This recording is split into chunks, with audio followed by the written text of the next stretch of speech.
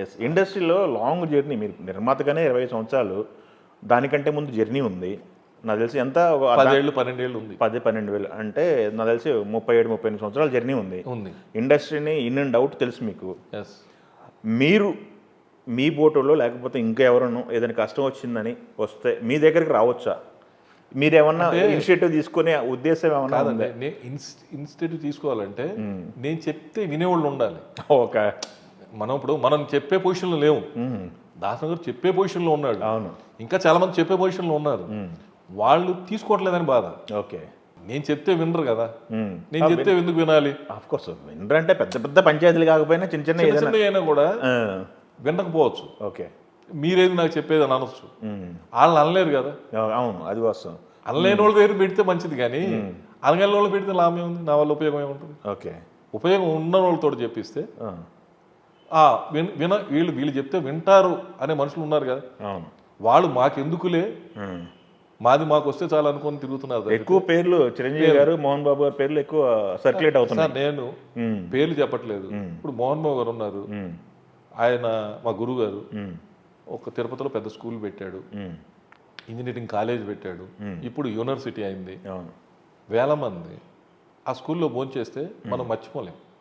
Tiffin కానీ భోజనం కానీ పిల్లలకి ఏది కావాలంటే అది ఉంటుంది.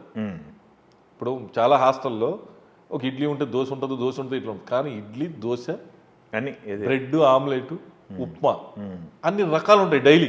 ఓకే. అన్ని వేల మందికి అందరికీ నీకు ఏం కావాలంటే అది తిను, ఇది తిను అని చెప్పడు ఆయన. ప్లస్ ఆయన బాత్రూంలో కూడా వెళ్ళి చేయబెట్టి ఇలా తీసి చూస్తాడు. వాల్స్ కానీ వాష్ బేసిన్లు కానీ ఏలు పెట్టి ఇలా చూస్తాడు, డస్ట్ ఉందా, నీట్నెస్. అందుకే కదా అది యూనివర్సిటీ అయిందంటే అది. ప్లస్ ఆయన చాలా మందికి హెల్ప్ చేశాడు. ఎందుకని కొంతమంది హెల్ప్ చేసినా కూడా బయట కనబడదు. ఇప్పుడు ఆయనకున్న ఆవేశానికి దానికి. లేకపోతే ఆయన చాలా మంది పిల్లలకి ఫీజులు లేని వాళ్ళకి కూడా చాలా మందిని చదివిస్తున్నాడు. స్కూల్లో కానీ కాలేజీలో కానీ ఇంజనీరింగ్ సీట్లు ఇచ్చి చాలా పెద్ద పెద్ద పొజిషన్లు ఉన్నారు కదా ఇప్పుడు ఆ కాలేజీలో చదువుకున్న వాళ్ళు. ఓకే. ఒక రకంగా ఆయన ఒక సేవ చేస్తున్నాడు. అంతే. చాలా మంచి సేవ చేస్తున్నాడు, పెద్ద సేవ చేస్తున్నాడు. కాకపోతే కొంచెం ఆవేశం తప్పితే ఆయన కూడా తెలిసి ఎవరిని ఏమన్నా ఆయన ఒక టైపు రాజుల టైపు. ఏం తెలియదు రాజులకి, మంత్రుల్లోనూ బట్టలు చెప్పింది వింటాం తప్పితే. ఆయన ఓకే మహానుభావుడు. ఓకే. సురేష్ గారిలో కూడా అప్పుడప్పుడు ఆవేశం, ఉడుకుదనం చూస్తుంటారు అంటే టాకు. ఇప్పుడు ఎలా ఉంది? పెరిగిన వాతావరణం అవ్వచ్చు, మనం నేర్చుకున్న గురు విద్య అయి ఉండొచ్చు, ఇంకో రకాల ఉండొచ్చు. ఆవేశం, కోపం కొన్ని మనం చూసి సహించలేనివి. అది మీ కెరీర్కి ఉపయోగపడింది అనుకుంటున్నారా, లేకపోతే నష్టం జరిగింది? నష్టం జరిగింది వాటి వల్ల నష్టం జరిగింది. ఓకే. చాలా నష్టం జరిగింది. అది ఇప్పుడు మనం వెనక్కి చూసుకోలేము. అంతే. ఇప్పుడు ఫర్దర్గా మనం ఏం చేయాలనే దాని మీద ఆలోచించాలి. కానీ జరిగిపోయింది గతం. పొలిటికల్ ఎంట్రీ అంటున్నారు, పొలిటికల్ ఆలోచన అంటున్నారు. ఆ ఆవేశాన్ని కప్పెట్టి సార్ అక్కడైనా ఆవేశం ఉండాల్సిందే. ఆవేశం లేదా మనిషే కాదు. జనాల్లోకి వెళ్తే ఒక్కొక్కడు ఒక రకంగా ఉంటారు కదా, ఒక్కొక్కళ్ళు ఒక రకంగా ఉంటారు. మన ప్రధానికి మనం ఎలా ఉండాలో అలాగే ఉండాలండి. అదే లైఫ్. ఓకే. మనం దీన్ని మార్చుకుందాం, మనం గాంధీ అవుతాం అంటే గాంధీ కాదు కదా. నా దగ్గరికి ఒకళ్ళు వచ్చారు, పెద్ద యూనివర్సిటీ, ఢిల్లీ నుంచి వచ్చారు, మంచోళ్ళు, పెద్ద యూనివర్సిటీ. మిమ్మల్ని కలవాలని చెప్పేసి అపాయింట్మెంట్ అని చెప్పి 10 సార్లు ఫోన్లు చేసి వచ్చారు.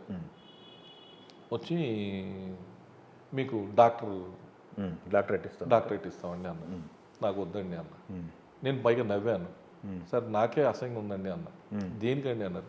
డాక్టర్ బెల్లంకొండ సురేష్ అంటే నాకే నచ్చట్లేదు. ఓకే. నాకే నచ్చట్లేదు, నన్ను చూసి కామెడీ చేస్తారండి, ఈ డాక్టరా అంటారండి, వద్దండి బాబు నాకు అని స్మూత్గా రిజెక్ట్ చేశారు. సార్ మేమన్నా డబ్బులు అడుగుతాం అనుకున్నాము, మీకు డబ్బులు కాదండి, మాకు మీరు చేసిన వెనక మీరు చెప్పకుండా ఎవరు చేసిన కొన్ని తెలుసు, ఆ మంచి కూడా ఉంది మీ దగ్గర, మేము దానికి ఇస్తామని వచ్చాము అని చెప్పి వాళ్ళు టికెట్లు పంపించి అన్నీ చేశారు. అయినా నేను యాక్సెప్ట్ చేయలేదు. మీరు నాకు యాక్సెప్టేషన్ నాకు రాట్లా. ఇందాక మీరు అన్నారు కదా మీరు తీసుకోవచ్చు కదా అని, అది మనం తీసుకుంటే రాదండి అది. ఓకే. అందుకని ఇప్పుడు నేను డాక్టర్ బెల్లంకొండ సురేష్ నాకే అసహ్యంగా ఉంది. ఓకే. నాకు నచ్చలేదు. ఓకే. డాక్టర్ బెల్లంకొండ సురేష్ అనేది నచ్చలేదు. బెల్లంకొండ సురేషే బాగుంది. అవును. మనం తీసుకోవడం కరెక్ట్ కాదని తీసుకోవాలి. ఓకే. మీ లైఫ్లో మీరు వెళ్తున్న జర్నీలో మీ పిల్లలు చిన్నప్పుడు అంటే ఓకే, వాళ్ళకి కొన్ని తెలుసు కొన్ని తెలుసు, ఇప్పుడు ఎదిగారు, వాళ్ళకంటూ అన్నీ అర్థమవుతుంటాయి. సలహాలు ఇచ్చిన సందర్భాలు ఉన్నాయా? సలహాలు ఇస్తుంటారా? డైలీ డిస్కస్ చేస్తాం. కొన్ని సలహాలు ఇస్తారు, కొన్ని నేను ఇస్తా, కొన్ని వాళ్ళు చేయకూడదు అంటారు, కొన్ని నాకు చెప్పలేక కూడా బాధపడుతుండొచ్చు. డైరెక్ట్ గా వద్దులే డాడీకి చెప్పినా ఇండైరెక్ట్ గా మా పద్మగారితో వస్తాయి. ఆవేశం తగ్గించుకోండి, కోపపడద్దు, ఎవరిని తిట్టద్దు అని సరే. కొన్ని సందర్భాల్లో కనీసం బయట వాళ్ళు అరవైన కనీసం ఇంట్లో వాళ్ళని అరుస్తాం కదా, అది కూడా తగ్గించుకోవాలనుకుంటాం కానీ కుదరట్లా. ఓకే, ఆ ఆవేశం అవన్నీ ఎక్కడి నుంచో ఆటోమేటిక్గా వచ్చేస్తున్నాయి. ఓకే, అంటే ఇన్సెంట్గా అవి కావాలని మనం ప్లాన్ చేసి వచ్చేవి కాదు, అవును, వచ్చేస్తాయి. ఓకే. గతంలో మీరు నిర్మాతగా కోర్స్ లైమ్లైట్లో బయటికి కనిపించేటప్పుడు కాస్త పార్టీ ఫ్రీకు లేకపోతే సెలబ్రేషన్స్ మూడ్లో ఉంటారు అని చెప్పేసి విన్నాము. ఇప్పుడు ఉందా అది? ఉందా? కంటిన్యూ అవుతుందా? సర్కిల్ మెయింటైన్ చేయటం సర్కిల్ ఉంది. ఓకే. నేను ఇప్పుడు నెలకి 4 సార్లు మందు అవుతా, కానీ 30 రోజులు మందుతో అందరితో కూర్చుంటా. నేను 4 సార్లు 5 సార్లు కంటే ఎక్కువ తాను. ఏం చేయాలి, ఎలా చేయాలి, ఎందుకు చేయకూడదు అనేది క్లారిటీ ఉంది. ఓకే. నేను దేనికి బానిసను కాదు, ఈ మందు లేకపోతే ఉండలేనని లేదు, మందు పలానా తాగాలని లేదు, తాగుతాను. ఓకే, నా లిమిట్ ఓపెన్ బుక్, తెరిచిన పుస్తకం. సురేష్, నా లిమిట్ 3 పెగ్స్, నేను తాగుతాను. ఓకే. నేను తాగకుండా కూడా కూర్చుంటా ఫ్రెండ్స్ తోటి. ఓకే. నా 5 రోజులు తాగి మిగతా 15 రోజులు కూర్చుంటా వాళ్ళతోటి, తాగకుండా కూడా కూర్చోగలను. Okay, super. ఏది కంపల్సరీ కాదు.